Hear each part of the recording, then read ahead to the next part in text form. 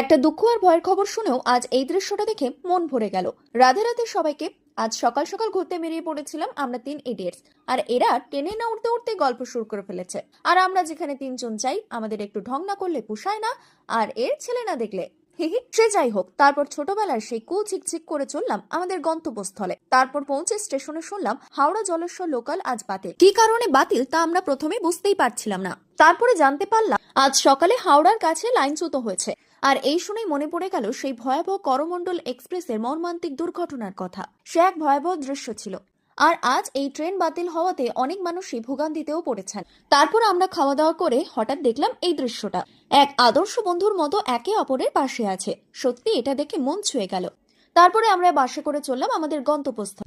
তারপরে মেশে এসে এ জিনিস ঠিক করতে বসে পড়েছে।